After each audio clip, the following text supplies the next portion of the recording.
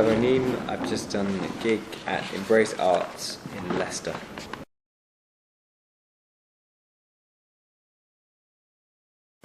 Because my dad, he was a jazz fan, and there was music playing in the house, and he played a lot of piano. Actually, he had the DX7, funnily enough, one of those old synthesizers, and we used to play duets together when I was a kid. And he liked jazz, so it's really through that. I think it was, going to gigs and seeing people like Joe Zawinul or Roy Scott's, and when I was a teenager I just wanted to go and see loads of gigs in London. And, so that band, I remember Ronnie's, completely blew my mind. The power, and I'd never heard music like that before.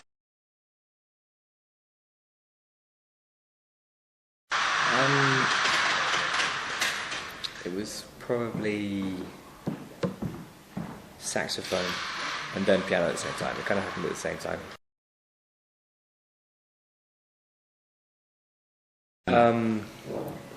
Because I just preferred the piano, like the harmony and the rhythmic aspect of it, and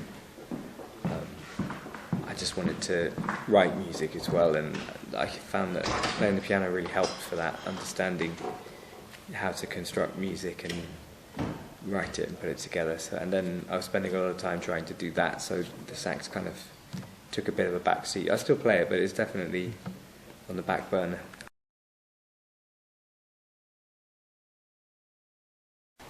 I love all of the British jazz that's been around since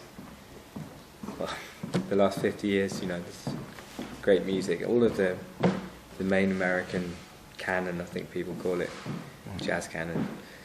But also the British jazz is great. The loose tubes people, and all of my contemporaries, the people I play with, people like Jasper and Adam Waldman and Marius Nesset and Jim Hart, and all of these guys who are making their own music. You get a lot of influence and inspiration from these people. The first album I listened to and liked, it was probably like a Buddy Rich album. Yeah, again at Ronnie Scott's. It's a live album. It's quite kind of teenage, because I used to love drumming as well. I don't play the drums anymore, but yeah, I'll see that. Things like that, and Miles Davis albums. Could go on and on.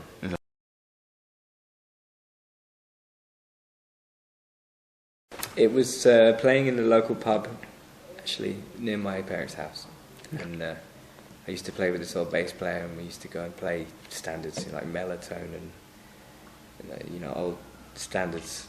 And I was about 16 at the time, and it was really fun. Because he was he liked to drink, this bass player, and he would have, double whiskey and soda, and it was all very kind of illicit somehow. Okay.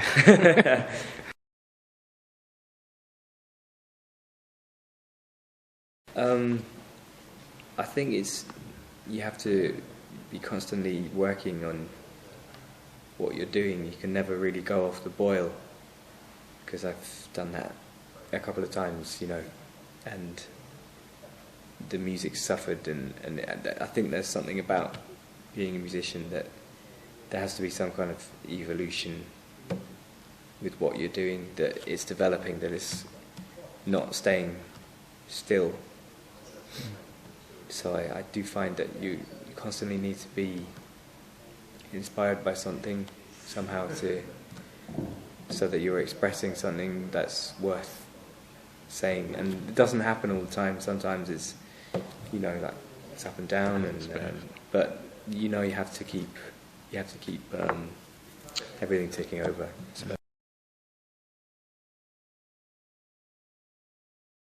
I mean, similar to what I'm doing now, really, and which is great. Okay. Hopefully playing with some new people, some new collaborations with different jazz musicians, and continuing to make albums. I'm going to record a new album in April 2014 with a quintet. All right. And who's in that band? And that's with Tory Freestone, Jim Hart, Tom Farmer, and Dave Hamblett. Okay. And we've actually got a gig on Tuesday at the Vortex. Okay. And so that's going to be great to keep on, trying to write music and keep playing. Keep playing. Yeah, that's what I'm doing in 5 years' time. There's no doubt about that. Okay, great. Okay, thank you. My name is Ivo Neame, and you're watching Leicester Jazz House TV.